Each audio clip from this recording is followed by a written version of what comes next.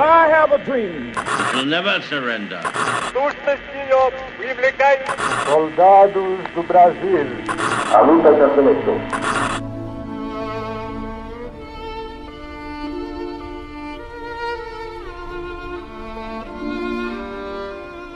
Salve ouvintes do História FM, bem-vindos a mais um episódio do podcast do Leitura Obriga História, e hoje vamos falar sobre Holocausto.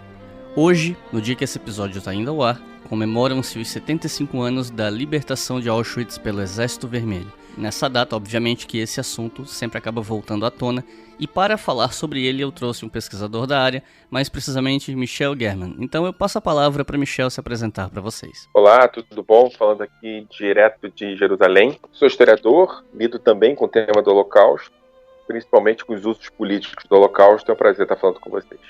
Então é isso, vamos falar um pouco sobre esse assunto depois dos comerciais.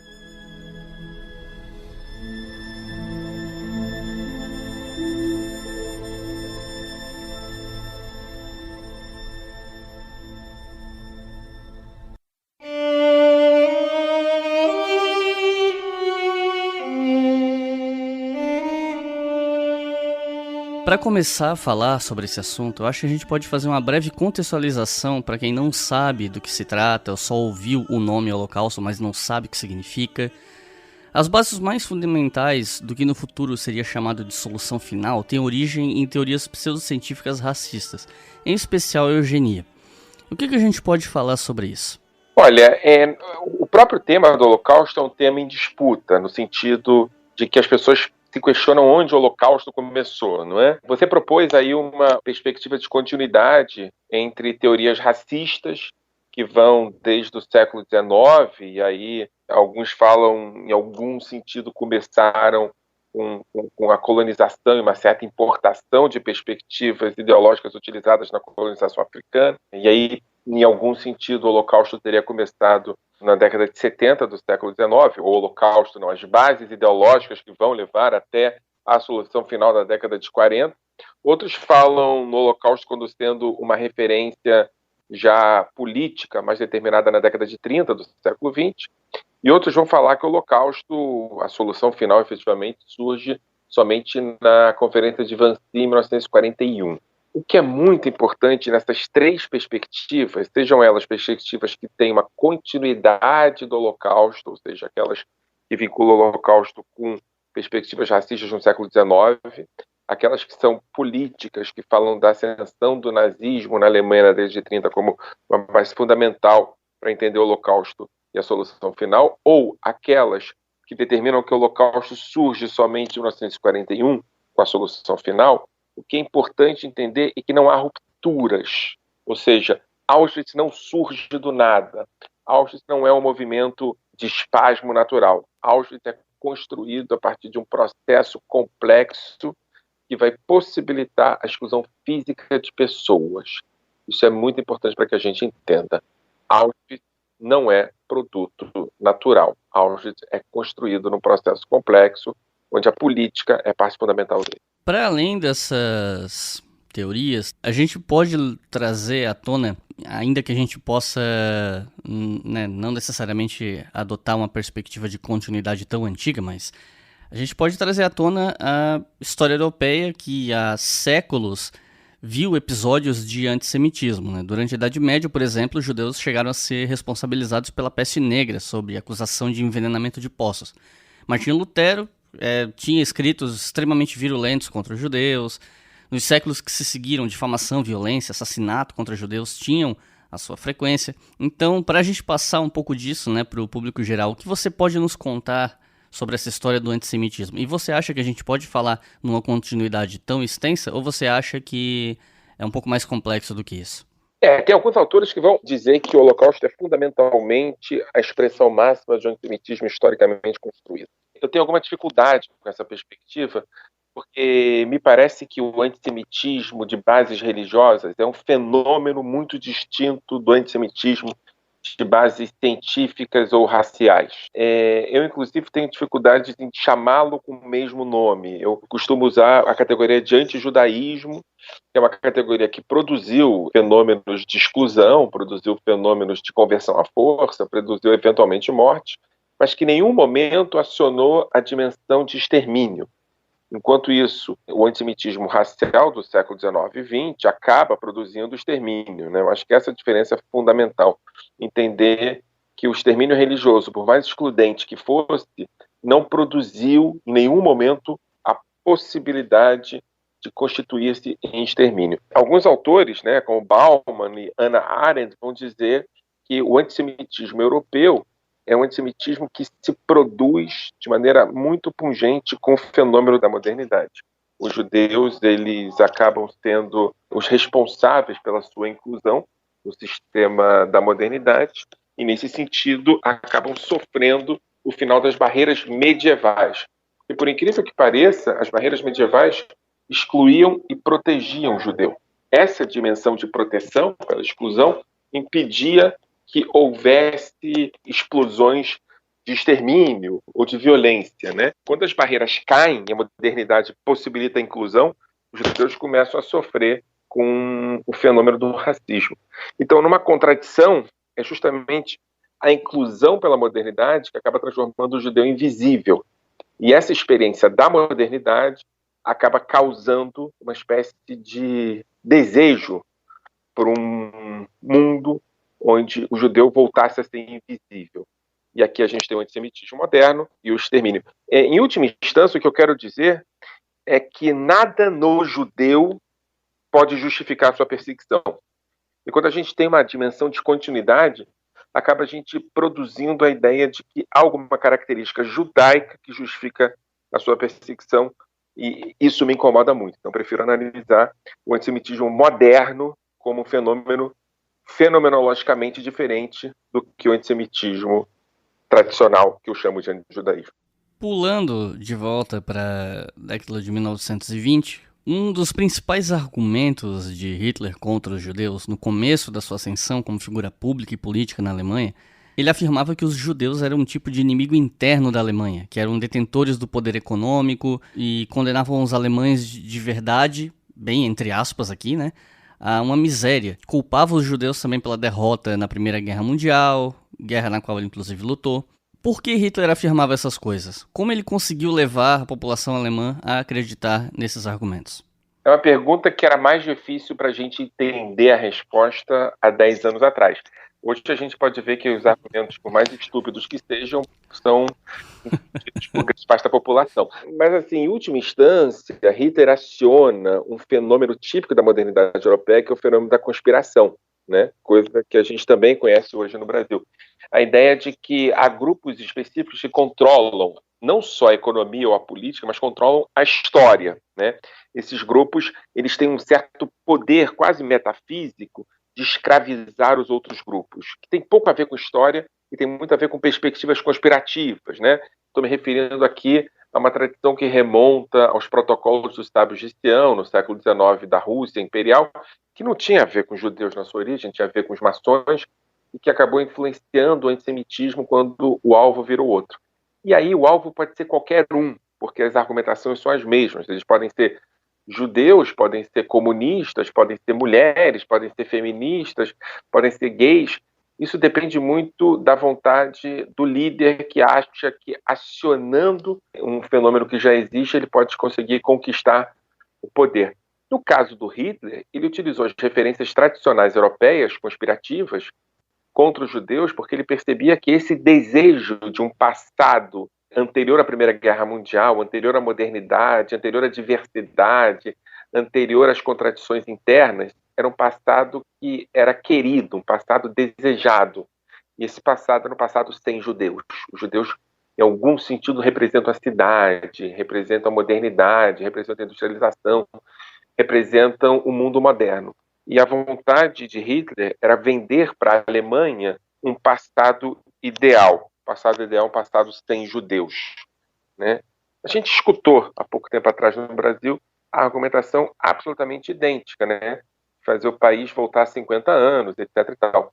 Esse passado como desejo, um passado típico dos fascismos europeus, um passado como desejo no futuro, não um retorno ao passado, mas transformar o futuro no passado.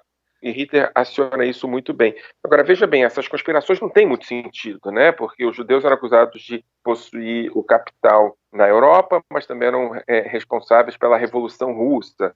Eram moralistas e, ao mesmo tempo, tinha uma degeneração, produziam uma degeneração sexual na Europa. Ou seja, os judeus eram isso e aquilo. E essa referência conspirativa, ela é acionada a partir de uma lógica do desejo e não da razão, né? A gente viu isso muito bem no Brasil. Realmente é assustadora. Facilitou a vida dos professores de história no Brasil, apesar de ser trágico, mas a gente percebe o quão é possível que alguém se eleja a partir de perspectivas absolutamente conspiratórias, né?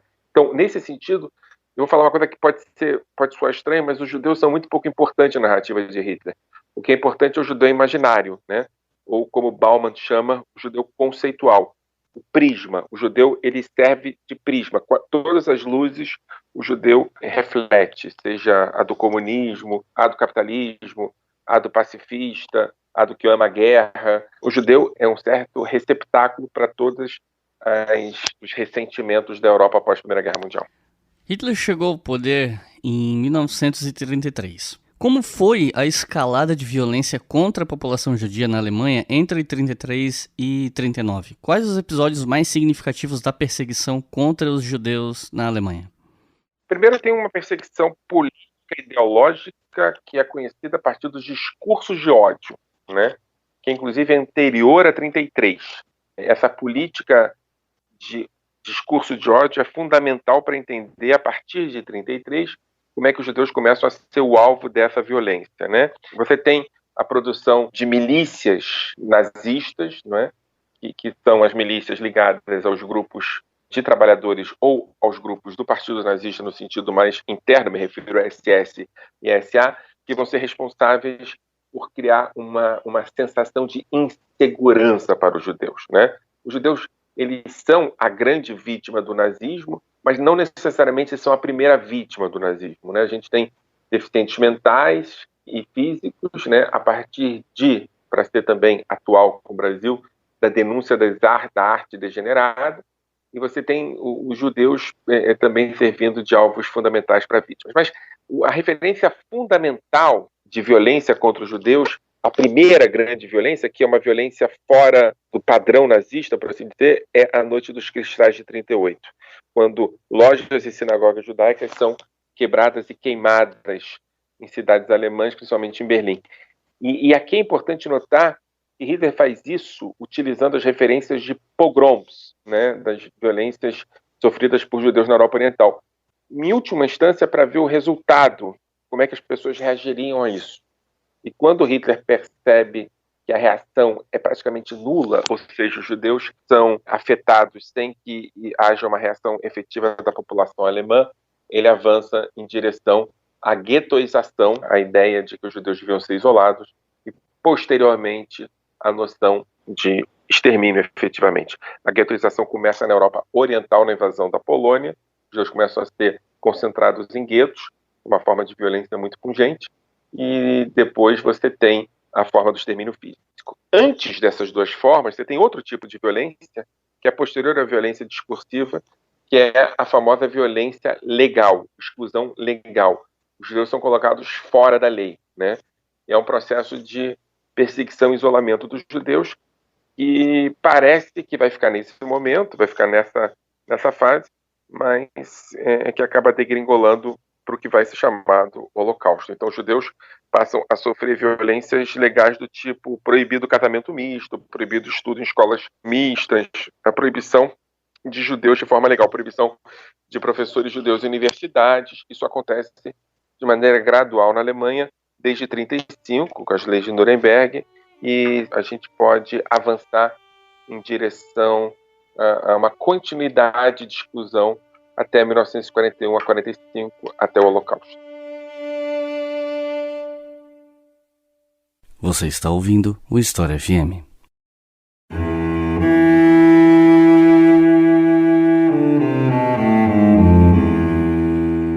A partir do avanço alemão sobre outros países europeus como França, Holanda, Dinamarca, Bélgica, Polônia, entre outros, a perseguição aos judeus, comunistas, anarquistas, testemunhas de Jeová e tantos outros grupos se intensificou e deixou de ser só um movimento interno da Alemanha. Alguns desses sujeitos eram levados a campos de concentração, e vale lembrar que no começo da guerra os campos de extermínio ainda não tinham sido instituídos oficialmente, né? E outros desses sujeitos eram executados, normalmente por fuzilamento e tal. Como foi essa perseguição nesse primeiro momento, antes do estabelecimento do maquinário sistemático de morte em escala industrial?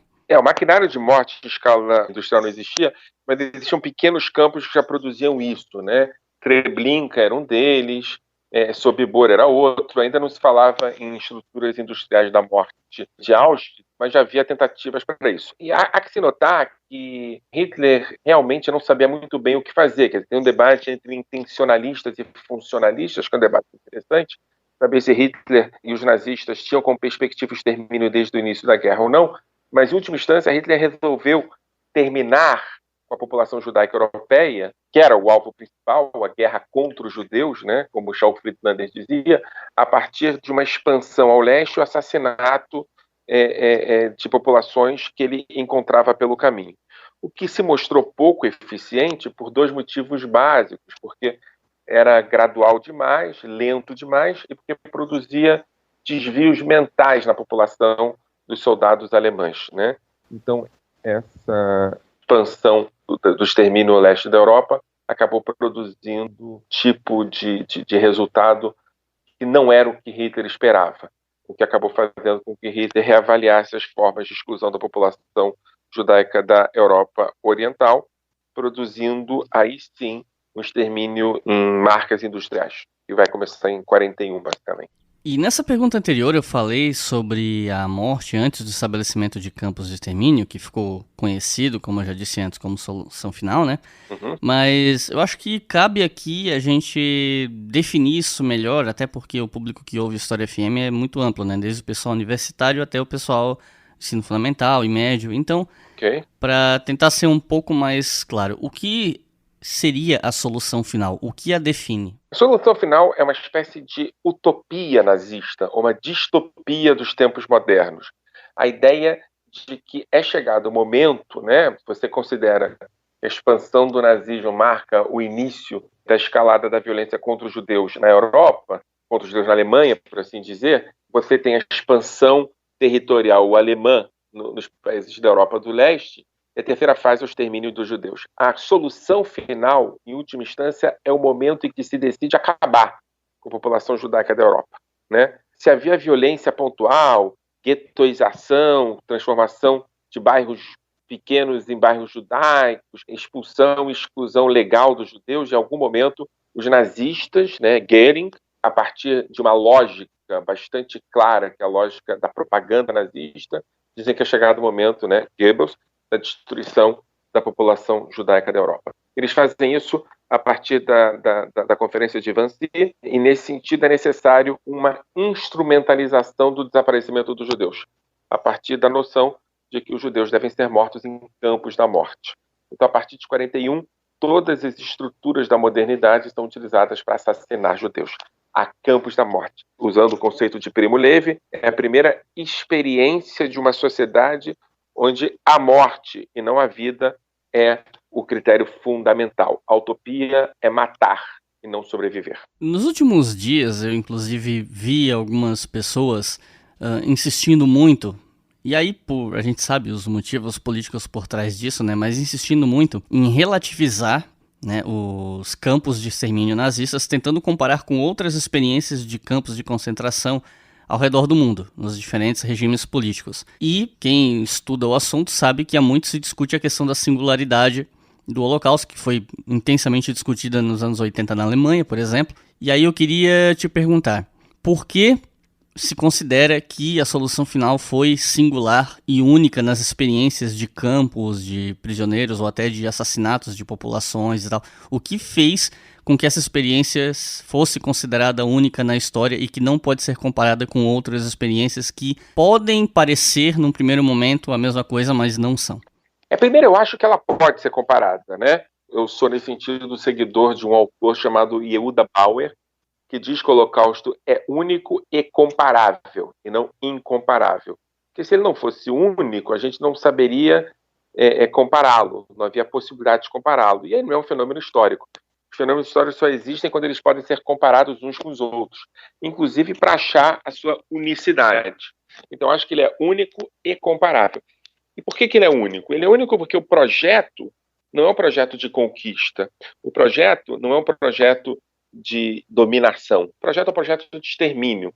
É uma máquina usada para exterminar pessoas e não para conquistá-las, né? Nesse sentido, o nazismo, em algum sentido, subverte a lógica da modernidade, apesar de ser um fenômeno profundamente moderno, porque as guerras não têm os objetivos que as guerras tinham, pelo menos a guerra contra os judeus da Europa, mas o projeto da guerra contra os judeus da Europa é um projeto de extermínio dos judeus. Então, os campos de concentração não são utilizados para produzir mais ou para ter uma dimensão de exploração completa. Eles são usados para exterminar, né? E aqui tem uma coisa complicada, né, principalmente nos dias de hoje, que é a ideia do sofrimento. A noção de sofrimento, ela não pode ser um parâmetro para a comparação de fenômenos como o nazismo ou, por exemplo, a escravidão, né? Porque a gente não vai determinar quem sofreu mais ou menos, mas tem que ter uma comparação de ordem fenomenológica. Por que a escravidão existia, qual era o sentido dela e por que o nazismo existia? É claro que o sofrimento não pode estar na mesa nesse sentido, né? E tem conexões. Quer dizer, o racismo que produziu a escravidão, principalmente no século XIX, vai ser utilizado pelos nazistas também no século XIX, mas são fenômenos distintos. Agora, veja bem, eu acho que o que você está me propondo é um pensamento e uma reflexão sobre negacionismo do Holocausto. Porque se até os anos 80, né, no famoso caso da Deborah Lipstadt, podia se negar o Holocausto, a partir dos anos 80, ou anos 90, desculpa, o Holocausto passa a ser um fenômeno inegável, né, até por questões legais. Então se encontram outras formas de negação do Holocausto, ou de diminuição do Holocausto, ou de relativização do Holocausto. Uma delas é dizer que outros fenômenos, outros regimes mataram mais do que o nazismo, né? O que relativiza o nazismo. Quer dizer, o número de mortos não pode ser o perfil para comparar o nazismo com outros fenômenos, até porque o nazismo é um fenômeno relativamente curto na Alemanha. A gente está falando de 12 anos, na melhor das hipóteses, né? Então, o número de mortos não pode ser uma referência. E ele só é colocado na mesa para relativizar o Holocausto, né? Então, quem aqui está fazendo comparações entre, por exemplo, o Holocausto e o comunismo, sabendo quem mata mais para poder fazer uma espécie de competição de crueldade, está negando, está relativizando, está diminuindo o Holocausto, está fazendo coro a perspectivas negacionistas do Holocausto. É muito grave. Quando eu mencionei os anos 80, não foi nem até na questão da Deborah Lipstadt, até porque esse caso dela, do julgamento do David Irving, foi, acho que fim dos anos 90, começo dos anos 2000. Eu pensei mais na querela dos historiadores na Alemanha, né? Quando o Ernst Nolte escreveu aquele artigo sobre a singularidade do Holocausto, e aí virou todo um debate na Alemanha sobre esse assunto, né? O Nolte vai e volta nesse tema, né? Quem responde ao Nolte da melhor maneira possível é o Hilda Bauer, né? Que trabalha com a ideia de Holocausto como fenômeno comparável. Porque se o Holocausto não for um fenômeno comparável, realmente não é um fenômeno que pode se estudar historicamente. Fenômenos históricos são utilizados numa perspectiva comparativa. Se eles não são comparáveis, eles viram o quê? Que tipo de fenômeno, né? Mas veja bem, a comparação não tem que ser uma comparação numérica, uma comparação de fundo, uma comparação final. E aí esse é o problema da querela dos historiadores. Ela pode ser uma comparação fenomenológica, entender qual é o motivo do Holocausto. Quando eu falo em comparar o Holocausto, eu não estou falando da guerra civil na Ucrânia ou no stalinismo da União Soviética, porque aí você vai discutir o quê? Vai discutir a natureza do regime ou vai discutir o número de mortes? Se for discutir o número de mortes, o debate não avança. O debate é um debate, sei lá, de propaganda, de crueldade.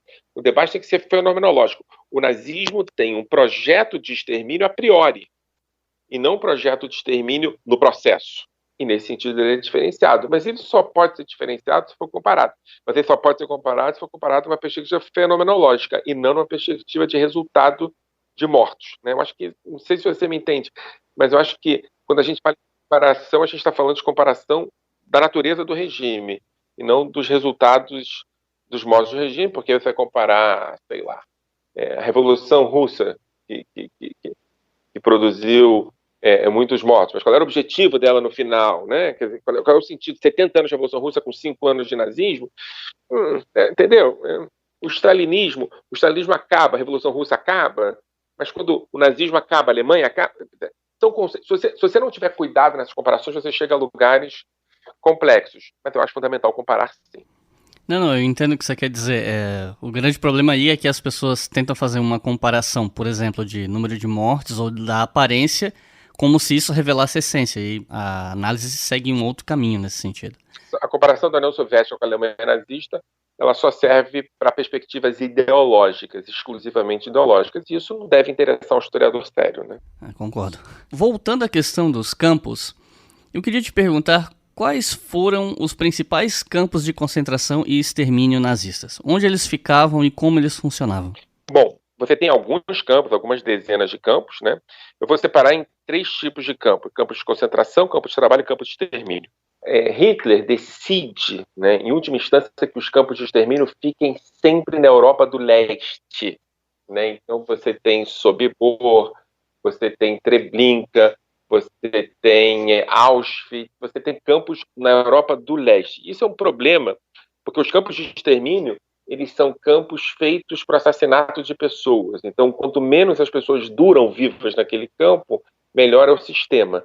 E essa perspectiva acaba produzindo de maneira equivocada a ideia de que os regimes do leste europeu foram responsáveis também pelo assassinato de judeus.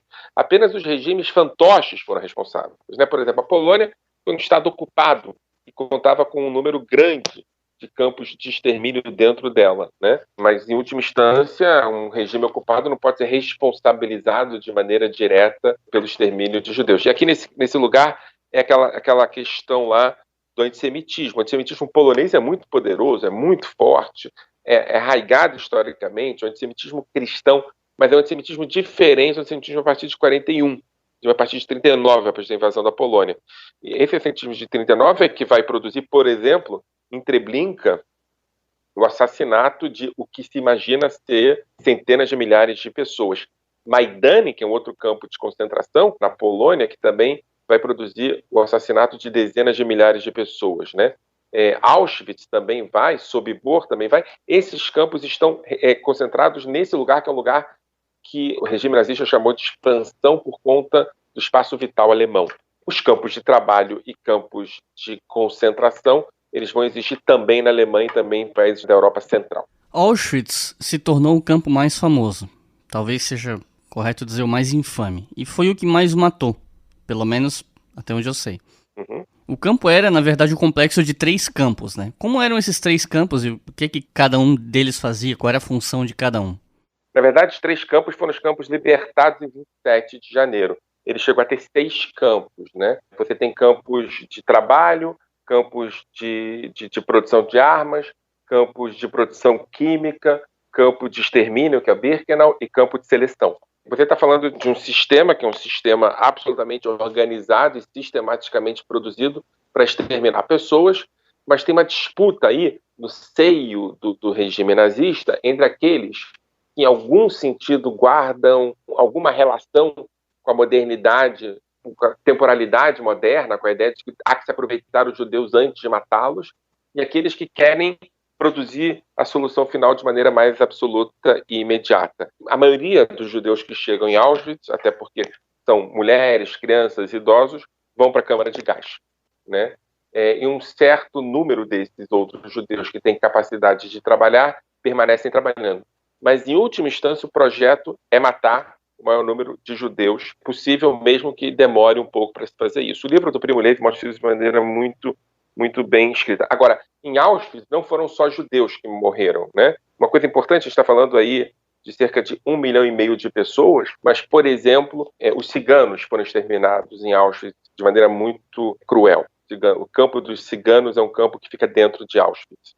Os judeus de toda a Europa vão para Auschwitz, né? Tem judeus da Grécia que vão de trem para Auschwitz. Tem judeus de Lodz que vão só em 44. Tem judeus da Hungria que vão só em 44. Ou seja, o que eu quero dizer para você é o seguinte: quando a Alemanha já está perdendo a guerra, Auschwitz continua funcionando a todo vapor, que um dos projetos fundamentais da Alemanha nazista era o extermínio de judeus. E Auschwitz representa, simboliza isso. Também há um campo de concentração em Auschwitz para prisioneiros políticos, que é Auschwitz I, né, onde você tem um número muito grande de poloneses não judeus assassinados em Auschwitz.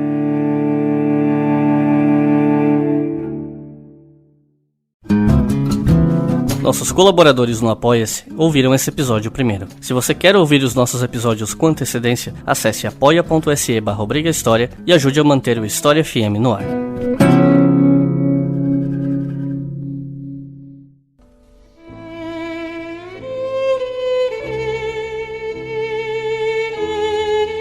Em 27 de janeiro de 1945, como a gente já mencionou antes, exatamente há 75 anos atrás, o Exército Vermelho chegou a Auschwitz e libertou esse campo. Nós sabemos que os nazistas fizeram o possível para destruir as provas dos crimes que eles cometeram lá, ainda que alguns documentos tenham sobrevivido. O que os nazistas fizeram para destruir os resquícios dos seus crimes e o que exatamente os soviéticos encontraram lá?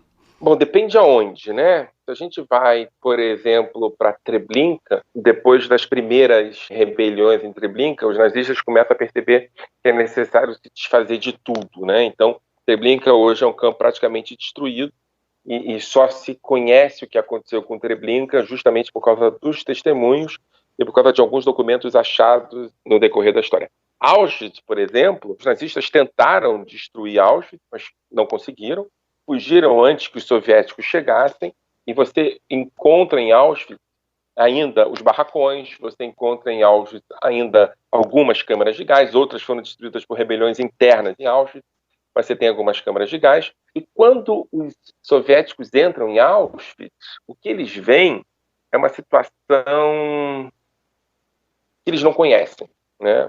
Quem sobrevive em Auschwitz, quer dizer, um dos motivos pelos quais os nazistas levam judeus para fora de Auschwitz é porque eles querem esconder os crimes que eles produziram também, mas também para continuar o processo de extermínio.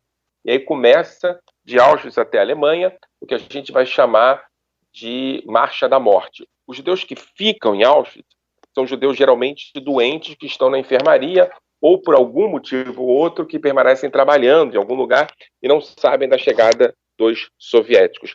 Auschwitz tem outro tempo, né? Quem fala sobre isso é um escritor chamado Yehiel Ben-Dinur, que ele fala sobre o novo tempo de Auschwitz. É um tempo que as pessoas não estão entendendo o que está acontecendo. A noção de Auschwitz, de temporalidade, é outra. Então, alguns grupos doentes, outros ficaram trabalhando, etc. e tal.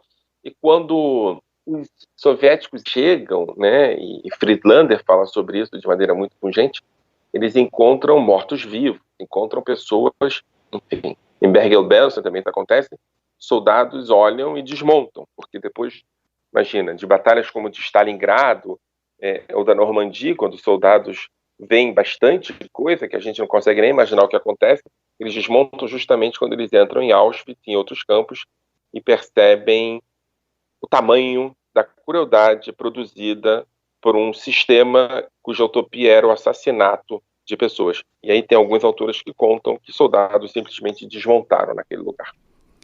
Vários criminosos nazistas foram presos ou morreram nos últimos dias da guerra, enquanto muitos outros conseguiram escapar das consequências dos seus crimes. Os que fugiram são tema para um outro episódio no futuro, então aqui a gente pode focar nos que foram pegos. Como se deu a punição dos criminosos de guerra nesse momento em 45? A gente pode dividir em 3 fases, né? A primeira fase é 45, que são os criminosos, por assim chamar, da primeira linha do nazismo. E aqui é importante notar, esse é um grande tema também para um outro programa, que é a ideia de que esses criminosos eles têm que prestar contas ao mundo a partir de uma outra lógica, que é uma lógica que não existia até então, que é a chamada justiça de direitos humanos, né? Porque, afinal de contas, são criminosos que produziram crimes em outros países, onde nos seus países o que eles faziam não era crime. Então você precisa de uma lógica de justiça internacional que vai acabar produzindo a ideia de que você tem um grupo, nesse caso o grupo de aliados, que vai acabar sendo a origem da ONU, que vai produzir a possibilidade de punição de criminosos de guerra. Mas na primeira fase está falando da primeira linha dos criminosos do nazismo, né? Muitos se suicidaram antes da guerra terminar, alguns fugiram, mas você tem 12 criminosos que estão julgados em Nuremberg, que, a partir dessa nova lógica de justiça internacional. A segunda fase é a fase de 53, julgamentos da segunda e terceira linha do nazismo, comandantes de campo, guardas de campo, etc. e tal.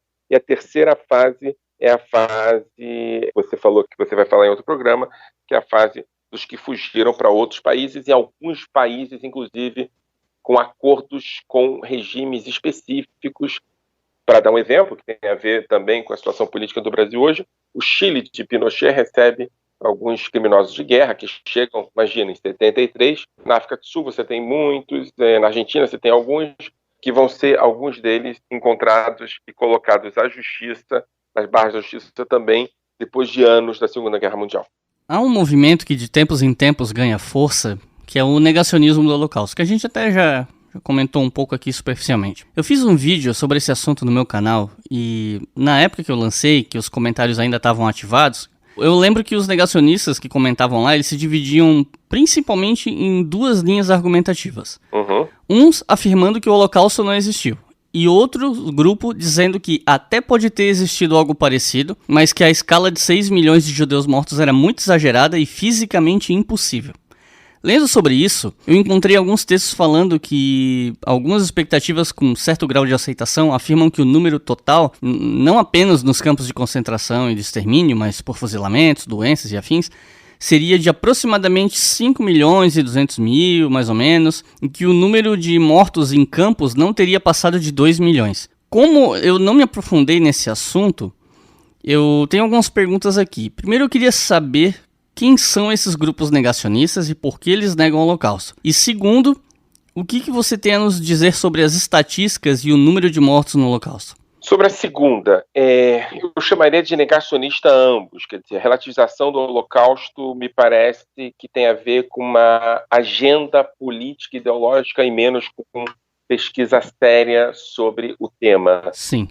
Então, a relativização dos números ou a negação do Holocausto, para mim, é o mesmo fenômeno. A segunda pergunta é uma pergunta importante, porque é uma pergunta que tem uma gama de pessoas, desde antissemitas históricos até militantes de extrema-direita, que negam o Holocausto a partir de perspectivas diferenciadas, né? Antissemitismos históricos, à direita e à esquerda, são aqueles que acabam adotando a ideia de que é uma conspiração judaica. Essa conspiração judaica ela existe também para além da Segunda Guerra Mundial, onde os judeus teriam a capacidade de inventar um genocídio para justificar ganhos políticos. Por exemplo, o Estado de Israel. Então, você tem uma corrente negacionista, que é uma corrente negacionista antisionista, né? Onde o Estado de Israel também está para além da história e é considerado um projeto de construção a partir da conspiração judaica. Estou falando aqui dos negacionistas antisionistas, alguns deles à esquerda, outros à direita.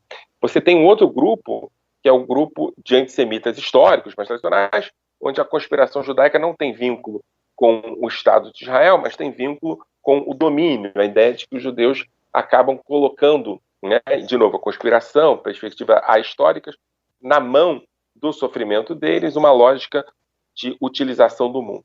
O terceiro grupo, eu chamaria do grupo da extrema-direita, né? A ideia de que uma agenda hitleriana, que é uma agenda moralista, militarista, de controle do Estado total e com perspectivas raciais específicas, é uma agenda ainda tolerável por esses grupos. O que você não consegue defender depois da Segunda Guerra Mundial é o Holocausto. Então, para você resolver e legitimar essa agenda de extrema-direita, o que você faz é dizer que o Holocausto não existiu. E aí a conspiração judaica volta, mais uma vez, a ser tema, né? E agora tem um quarto fenômeno que é muito novo, que é um fenômeno que diz que o nazismo foi um fenômeno de esquerda, né? Qual é o sentido desse fenômeno? Não, mas é sério. Não, eu na verdade, assim, eu tô rindo porque é uma coisa que eu venho acompanhando há muitos anos. E para quem tá atuando na internet, a gente ouve isso o tempo todo e eu tô rindo de nervoso, na verdade, porque isso é extremamente cansativo. Eu sou dos poucos que fala isso que eu vou falar agora, porque eu considero que o nazismo de esquerda é um negacionismo, né? Por quê? Porque se você não consegue mais justificar que não houve o Holocausto, as provas são, né? E aí realmente é Lipstadt que acaba criando isso, quer dizer, você coloca nas barras dos tribunais e criminaliza a negação do Holocausto, que é uma negação da Europa pós Segunda Guerra Mundial, uma negação da modernidade dos direitos humanos. Então, negar o Holocausto não faz muito sentido. Você coloca o Holocausto no colo da esquerda. E aí, quando você faz isso, né, a partir de lógicas muito específicas, de autores secundários e periféricos, o que você faz é que toda a perspectiva fascista da Europa ela é diferenciada da perspectiva nazista da Alemanha. O nazismo produziu o Holocausto, o nazismo é de esquerda, o fascismo não, né? Isso é um negacionismo. é o negacionismo pós-Lippstadt. É o negacionismo que coloca no colo da esquerda a questão do nazismo e deixa a extrema-direita livre para recuperar as suas perspectivas perdidas no pós-guerra, né? Enfim, quem escreve sobre isso muito bem, Hirschman, no livro, se eu não me engano, Dialética da Intolerância, um livro que foi republicado agora. Então, assim, esse terceiro grupo de negacionistas, o quarto, é um grupo importante, que é um grupo extremamente atuante, como você diz, na internet, etc. e tal. E, assim, como ele é um grupo que utiliza referências ideológicas, ele acaba levando várias pessoas para essa onda de dizer que o nazismo é de esquerda, nacionalsocialismo e essas bobagens, mas que no fundo tem um interesse político muito consolidado, que é responsabilizar grupos que não são os nazistas pelo genocídio judeu. Apesar de que, pelo menos aqui no Brasil, não vou falar de outros países como Estados Unidos e Polônia, que eu sei que esse movimento de nazismo de esquerda também existe, mas aqui no Brasil me parece, a jogar pelo que eu pude observar nesses anos, que isso foi um movimento muito capitaneado pelos liberais, ou por uma parcela dos liberais que tentam colocar, e aí não só o nazismo, mas até os fascismos também, como algo de esquerda, para tratar a esquerda como algo que se define por estatismo, autoritarismo, intervenção do Estado, e que a direita seria uma espécie de liberdade, que um regime livre só pode ser um regime de direita, liberal, etc. Tem dois grupos aí. Tem esse grupo, que é o grupo, e aí você está me falando da escola austríaca, etc. e tal. E tem um segundo grupo, que é um grupo mais sério, e na verdade é um grupo que acabou chegando no poder no Brasil, que é um grupo que até vincula a questão com os liberais, até flerta com os liberais, mas é um grupo fascista, né? Vamos lá, vamos trabalhar com o conceito de fascismo, né? É um grupo militarista, expansionista, é um grupo que fala da guerra como um projeto de política, etc. e tal.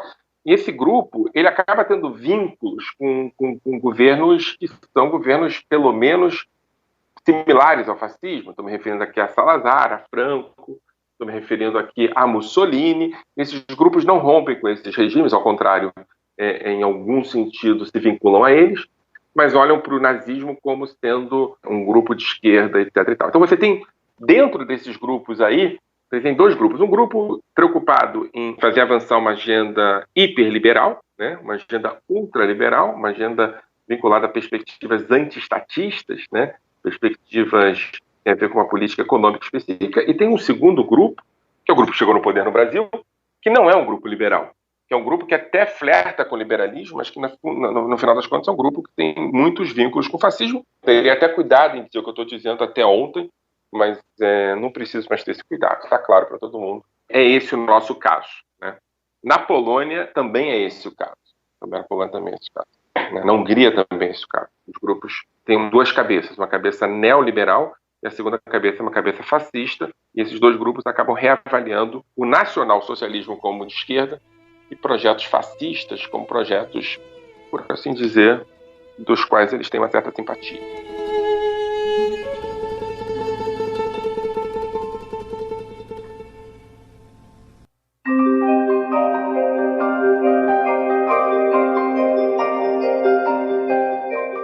Então é isso, pessoal. Muito obrigado a quem ouviu até aqui. Eu quero agradecer muito ao Michel pela presença aqui nesse episódio. Foi bastante esclarecedor e esse episódio eu já estava querendo fazer há meses, então fico feliz que tenha se concretizado.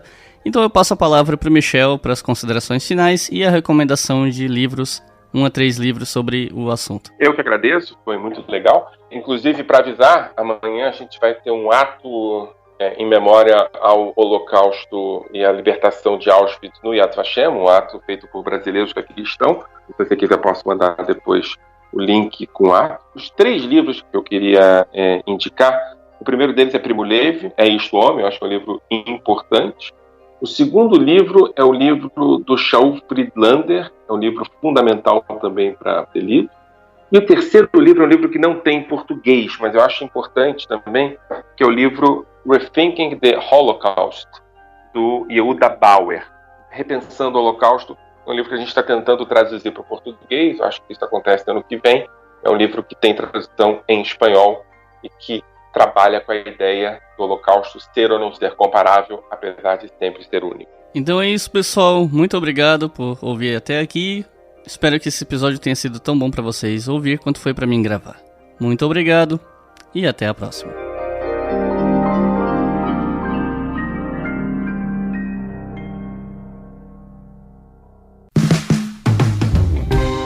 Este podcast foi financiado por nossos colaboradores no Apoia-se. Acesse apoia.se/obrigahistoria e contribua para manter este projeto educacional gratuito no ar.